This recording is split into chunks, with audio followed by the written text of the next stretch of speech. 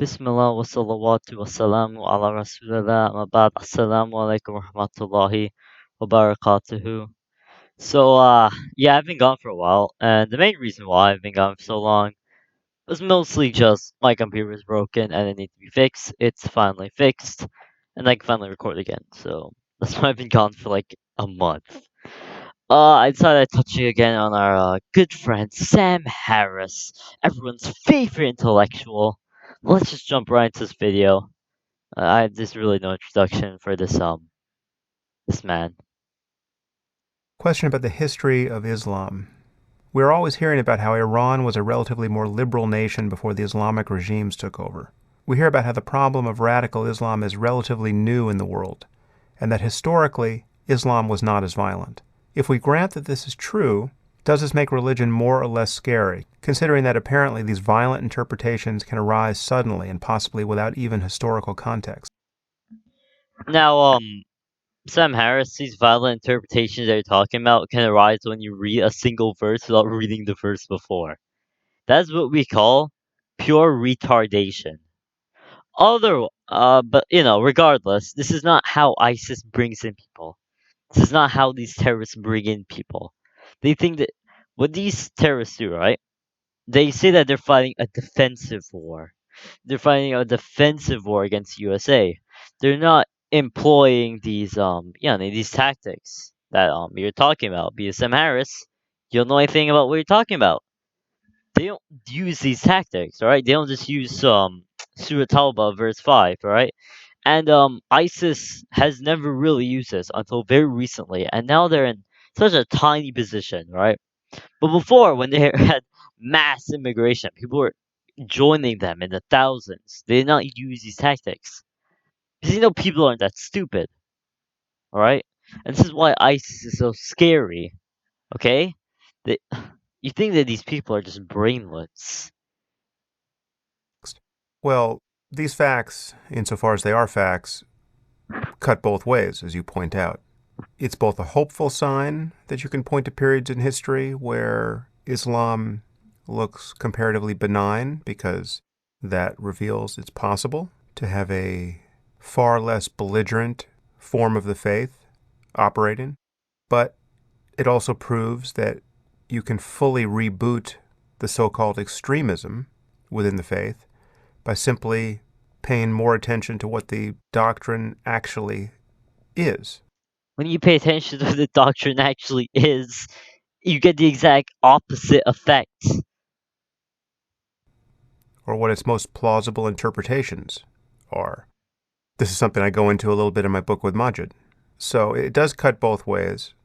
And again, I think the history here is largely irrelevant. This is actually someplace Omer really wanted to go, and we would have gone had we gotten further into his article. But this appeal to a Muslim golden age. Which did happen. There was a Muslim golden age of scientific advancement at a time when the Muslims were the strongest in the world and they were pretty much conquering everyone in existence. It's not like it didn't happen. Sam Harris, are you trying to deny what they've done? You're trying to deny the Muslim golden age? It's historical revisionism. Or a time where the doctrine of jihad was just meant an inner spiritual struggle. I don't think anyone who's qualified has ever said that in their entire life. Jihad is a defensive and sometimes offensive war, but when it is offensive, it is preemptive. The invasion of Byzantium and Persia were preemptive because the Byzantines and the Persians did not, one, not accept the treaty, and number two, have provoked war with them several times.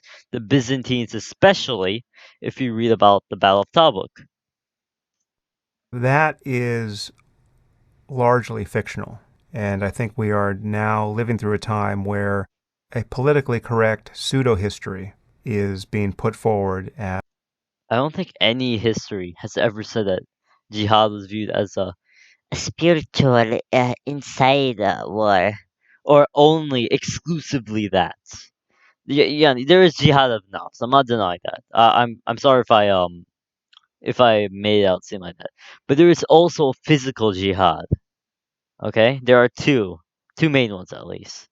as something that exonerates religion, and Islam in particular, in the role it's played in inspiring tribalism and conflict. A few thoughts on this the notion of a Muslim golden age. I always find it telling when someone is arguing about how important Islamic civilization has been to the career of our species, that preserving the work of Aristotle always appears somewhere near the top of the list. If they do that, they probably don't know a lot what they're talking about. I mean, they've also contributed to modern chemistry, modern historiography, modern mathematics, algebra. Where else? Where else have they contributed? Optics, and this is just the very bare minimum. They've also contributed a lot to biology and even proto mechanics in a sort of way. If you read about the water clock and other inventions that they came up with. Let me just think about that for a second. Aristotle was great, don't get me wrong, but he's a single non Muslim philosopher. And he wasn't perfect, right? I mean, he said many things that impeded the progress of science. I think his importance for future generations was primarily as a counterpoint to 1,000 years of Abrahamic religious craziness that practically ruined human history. Um, how did Islam ruin Arabia? Islam made Arabia prominent. It made them a world power. It made them huge, right? They spread their influence from Spain to India. This has not ruined them. This has made them great. Without Islam, what would Arabia be other than just another colony, perhaps? Another former colony? And I count Christianity as the main offender here. Yes, it is true to Maybe the main offender in, what, like Europe? Maybe? I don't know. I don't know much about Christianity, so I'm not going to talk about that. say that a millennium ago, the Muslim world was ahead of the Christian West. But that doesn't say anything good about Islam. It's just a reminder of how terrible Christianity was. And as for the ultimate significance of Islamic civilization, yes, there were Muslims making advances in optics. I think Omer said this somewhere in his article. And one often hears this, but they weren't using these advances to build telescopes and understand the cosmos. Excuse me, what? What?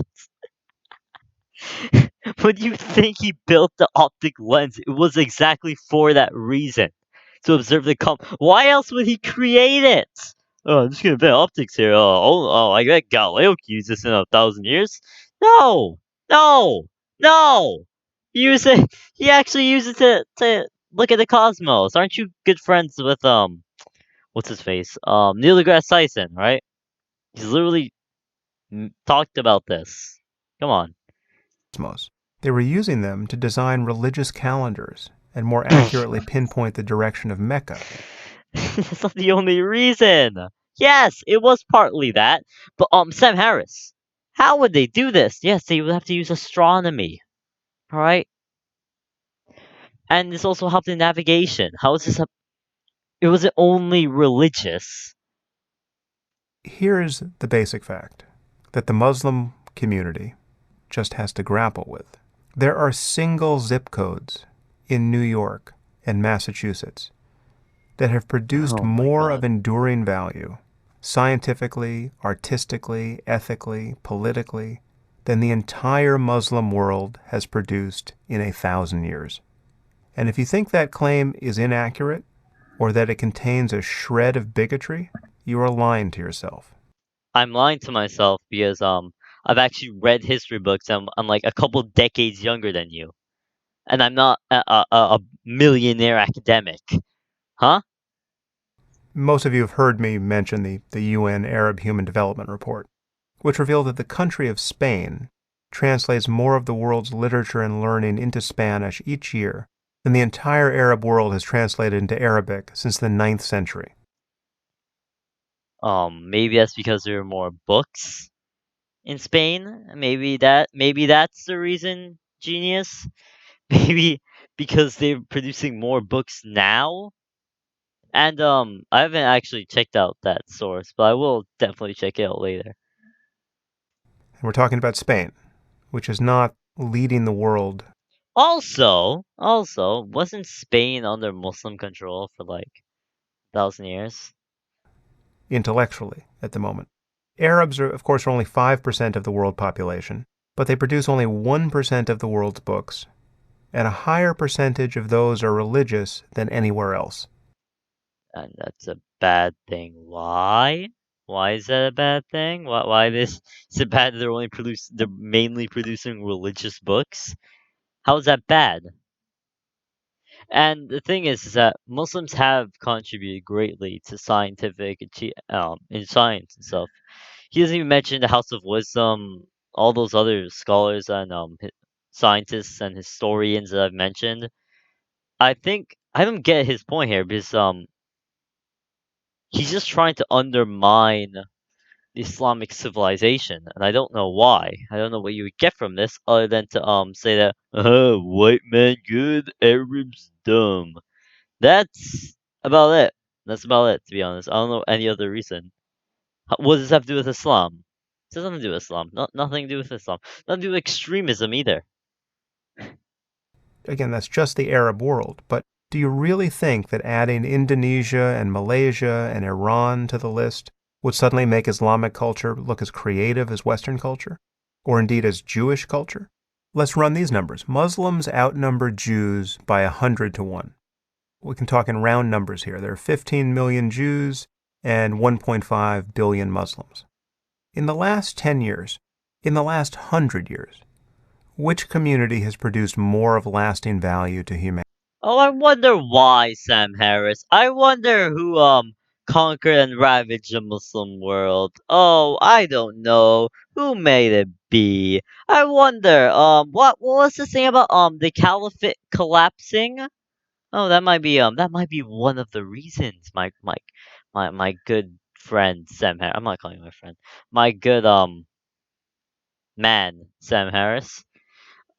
You see that the Jews have been excelled in the last 100 years, and the Muslims have rapidly declined. You cannot make that comparison, right? Intellectually, artistically, or in any other way. Yeah, I'm talking about scientific breakthroughs. I'm talking about new businesses and museums and films, cures for diseases, new methods of purifying water.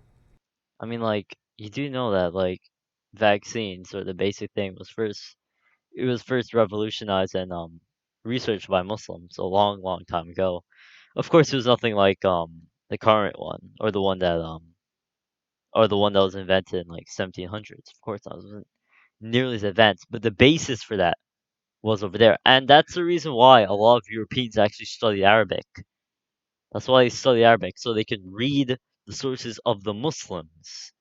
The Muslims wrote a lot. They wrote a lot on the Greek and the Roman sources, and they expanded and improved upon it. That's how science works, Sam Harris. For a supposed intellectual, I would suppose you would know that. The good stuff. The good stuff beyond beating your wife or forcing her to live in a bag. Oh my gosh, I'm Sam Harris. I'm so funny. Sam Harris, you're really dumb. I just want to say that. Force her to live in a bag. Oh my gosh, I'm so funny. I mean, Jews don't even do that, first of all. And second of all, why is that a bad thing? Why is wearing niqab a bad thing?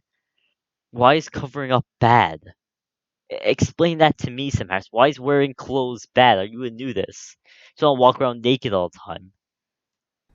Or killing victims of rape. Or performing What? I don't know if that's a thing in Jewish culture. I'm 99.9% sure that is not a thing in Judaism. That is definitely not a thing in Islam. It's definitely not. Sam Harris, do something called look up sunnah.com and then press enter. And then you go to the search bar and then you press rape. Over there, you'd find many instances of the woman being raped, the woman not being killed, but the man who raped her being killed. clitorectomies on girls. You know, the other good stuff. If you are a so called moderate Muslim or a liberal who is even now Or a Muslim with a brain who's actually looked into the sources and isn't retarded. pulling the brakes on this train as it leaves the station, please don't pretend not to know the answer to this question. And don't pretend that answering it, or indeed asking it, is an expression of bigotry. This has nothing to do with Muslims being mistreated by the West.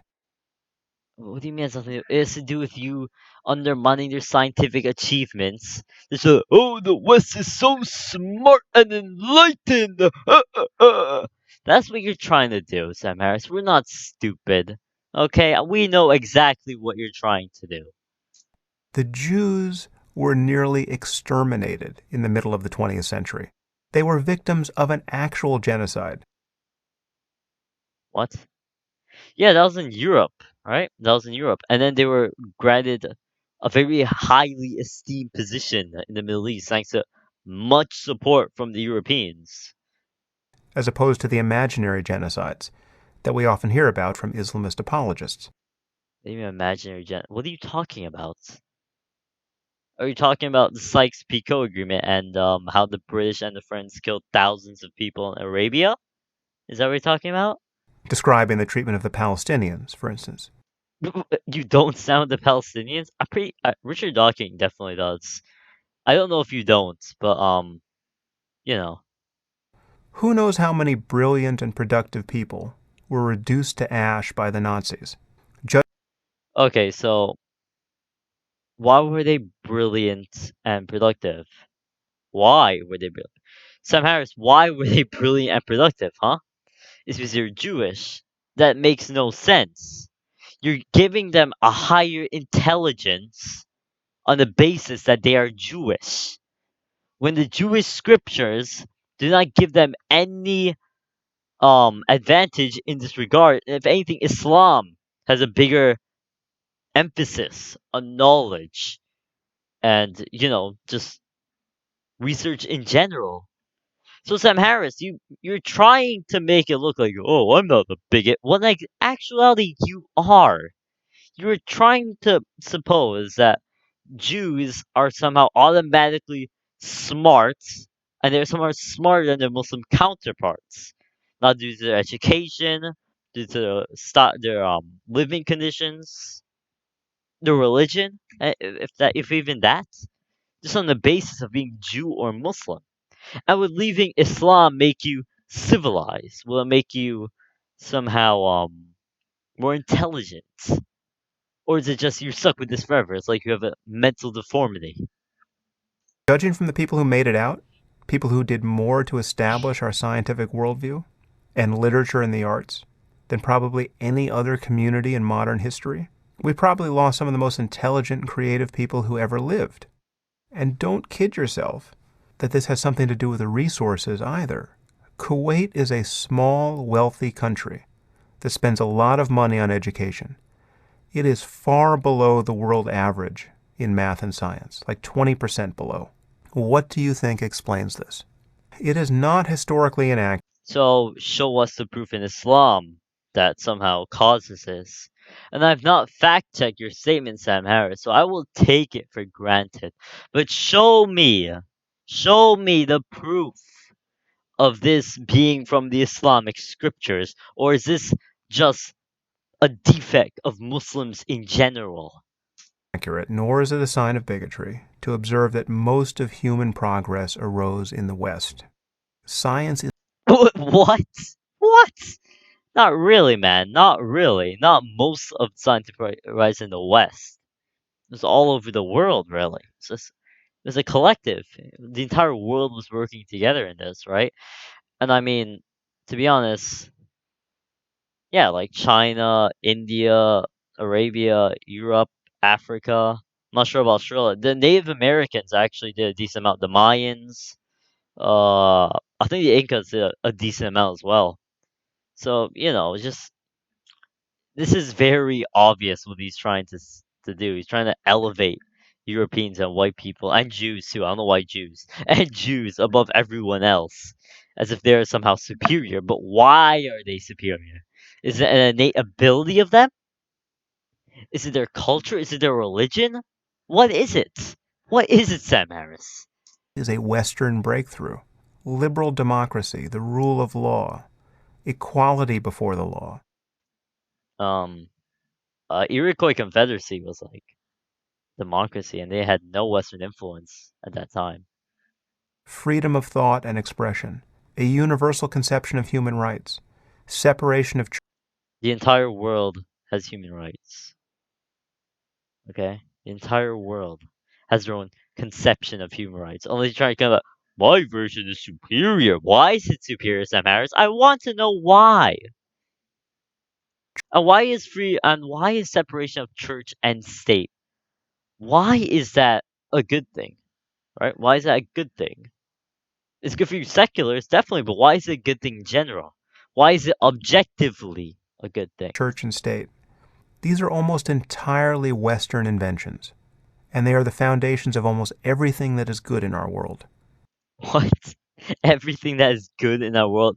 What about the wheel, mathematics, biology, astronomy, everything else that is good? Food, a brain. Oh, I'm sorry, you don't have that. Logic. They aren't all pioneered by Westerners. This is just. I really hope you took back these statements. These are such uneducated claims. I don't know where you went to school or where you learned history. And when other cultures have adopted these values, like Japan and South Korea, they have flourished. Take What about South America and Africa? Wow, they're flourishing so much. Flourishing so much. Yeah, definitely. the focus off Islam for a moment, because this And North Korea, aren't they? They are very much based on Western values. Although it be from Russia, they are still kind of the West in the middle. Not really, but they are still white. They're still Western civilization in a sort of way. And and North Korea is definitely based off of that. There is no denying that. There is no Korean culture in there. They may try to make it seem like that, but they are very much inspired by the West.